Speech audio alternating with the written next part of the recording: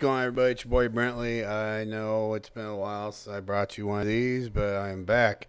Let's see. I'll just fill you in what's been going on. As I'm sure you're all aware, a drunk driver Saturday morning, 4th of July, bright and early at 5 in the morning, hit my house, destroyed my composite deck to my front door, and I'm still getting estimates, but we're almost at $8,000 worth of damage. And it's just a major pain in the ass getting the estimates, dealing with the prosecuting attorney because this kid was young and he didn't have insurance. He was drunk, and from the cops, it's a felony because of the property damage.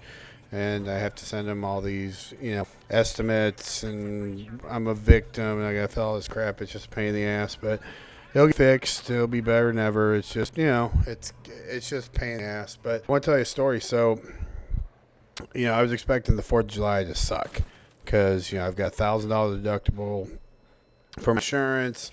I don't have a lot of extra money laying around because we haven't been able to plant anything because it rains all the time, which is good for my garden, but isn't good when your tractors weigh 2 or 3 tons and, they'll make ruts in the field. They won't plant what you're supposed to. So, we have I think it's 1,200 acres. We've only got 40 planted because it just won't rain. So that's nothing.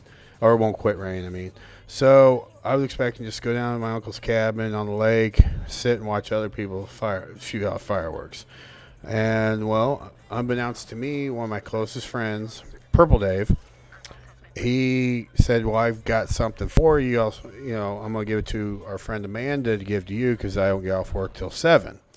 So Amanda shows up, and she's like, here, this is from Dave. I'm like, well, whoa. I look at it, like, really? It was $200. I'm like, wow. I mean, no one's that generous to me, for me. I was like kind of freaked out. I'm like, holy shit. And then my uncle chipped in $100, and my dad chipped in $100 because, I enjoy fireworks. I enjoy lighting them off, and everyone wanted to see them. And traditionally, I've been the guy that took care of them, but I had no money, and so I did my best. And, it was good. So it ended up being good. It reassured my faith that I do have good friends I can trust, and everything will be okay. So that was 4th of July. It started out as a really rough day. It turned into a really good night. Anyway, I think I'm getting ready to ninja stab this guy.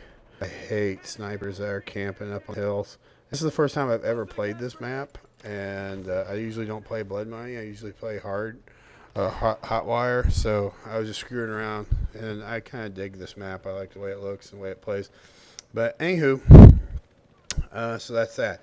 What else has been going on? Have had no contact whatsoever with the Butterfly Princess. None whatsoever. I haven't heard anything.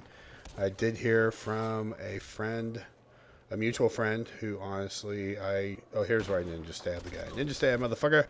Surprise. Anyway, I love doing that. The graphics of just seeing the guy bend over and you just throw it out. But anyway, where was I? Anyway, a mutual friend who I would never expect to be on my side has been on my side and says, well, the Butterfly Princess pulled similar shit like that to another, I'm not the only one. I just got the worst. And allegedly, I didn't know the guy in high school. I knew the name, but allegedly she pulled this shit on a person that's a couple years older than us that is suffering from post-traumatic stress disorder. He was in the Army, and I guess he lives out in California now.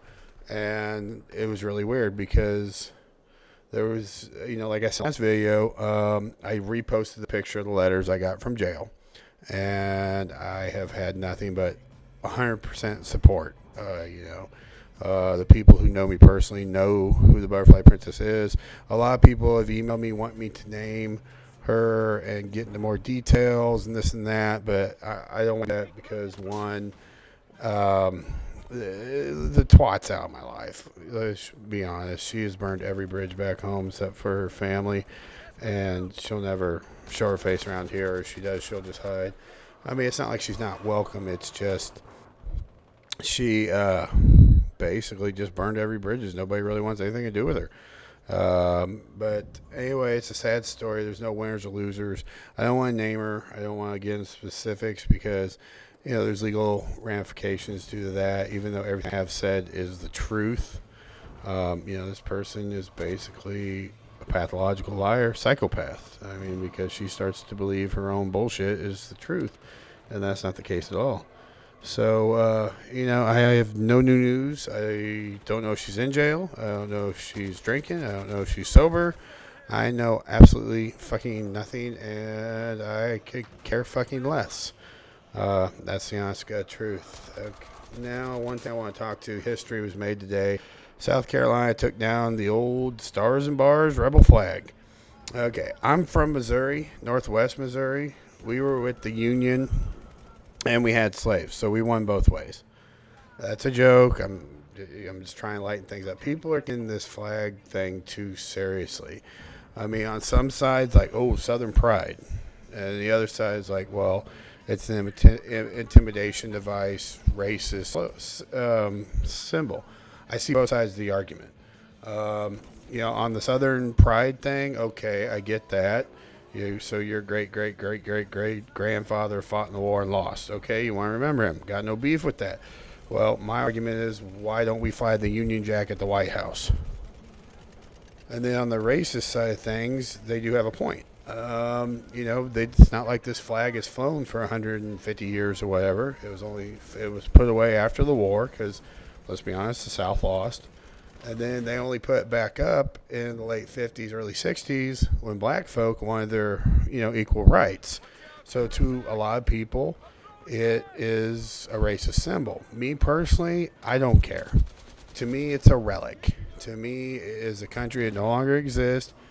You want to fly the flag from your pickup truck and got your truck nuts and whatever, I could care less. That's your choice. You can also fly the swastika. You can fly, the old South African flag during apartheid. I do not care. That's your choice. It's a free country. You can do whatever you want. But don't be expecting everyone to be a racist if you do that. And personally, I don't even see what the big deal is. The South lost. The flag is a relic. It should be treated as a relic. I have no problem with the flag being flown at like a Civil War battlefield or a memorial or a museum or even a private residence or a private restaurant. That's their choice. I got no beef with that. But public places, it doesn't offend me personally, but people are offended. And, it's time to take it down. And people in South Carolina and Alabama agree. Now I'm curious to see what Mississippi is going to do since the Stars and Bars is in the corner of their flag. I wonder if they're going to change it or how that's going to turn out. But, in a nutshell, I think the Stars and Bars has bad PR. The swastika was an old Christian pagan symbol way before some asshole named Hitler started using it for a totally different purpose. So, bottom line, look, I know a lot of people are going to flame me for this. Things change. And I think the people giving the most flack about this flag coming down are the same people who, don't react well to change. They want things to stay the same. And then there's the argument, well, the Stars and Bars isn't racist. Well, maybe it wasn't when it was created. I'll give you that.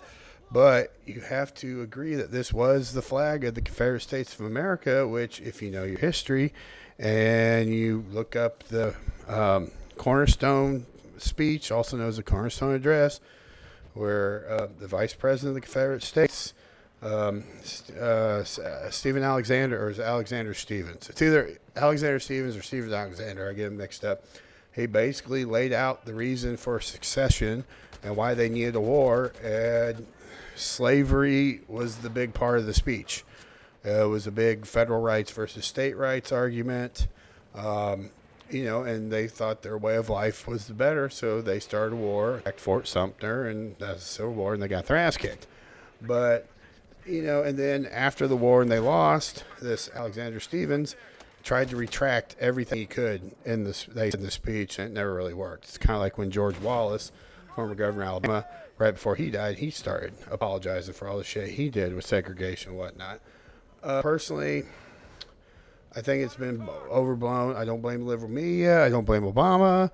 It's the state decided to remove it. Not the federal government had nothing to do with it. So don't blame Obama and say, oh, He's, he has nothing to do with this. This is state of South Carolina, Alabama. They voted on it. They removed it. So you want to be pissed off at someone? Be pissed off at the local governments, not the federal government. I get so sick when people blame Obama for every little thing that doesn't go exactly their way.